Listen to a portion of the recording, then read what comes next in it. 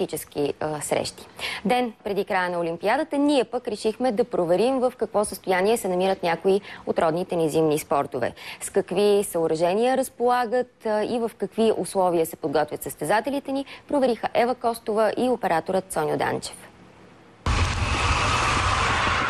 В България улей за бобслей няма. Нямаме и шейни. Но имаме национален отбор. При това родният тим се намира в световния топ 10. Състезателите ни тренират всеки ден. Финансово се издържат сами, а шейни за състезанията взимат от чуждите отбори. Не може отбора целият свет да обяснява, че това е един от най-добрите отбори и в същия момент точно държавата, от която ние излизаме, тя казва, нас този спорт не ни вълнува, защото ние нямаме база.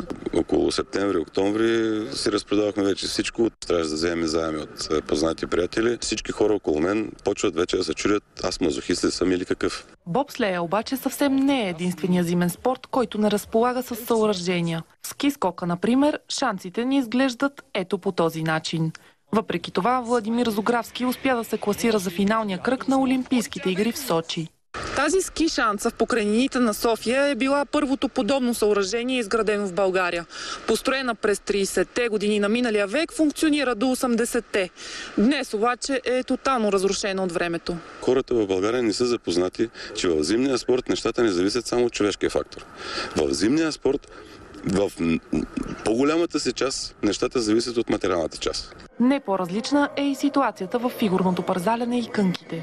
Подготовката се провежда в Зимния дворец в София. Тази парзалка не е ремонтирана от години. Доста трудно. При минусови температури се тренира, което е предпоставка за травми. Пести се отопление, студ страшен, пести се осветление. Преди години тук на това място е бил концентриран зимният живот на спорт на София. Точно това е бил входът на ледената парзалка Дружба, по-късно превърната в дискотека. След като през 2001 година животът си тук губят 7 деца, обаче мястото е изоставено.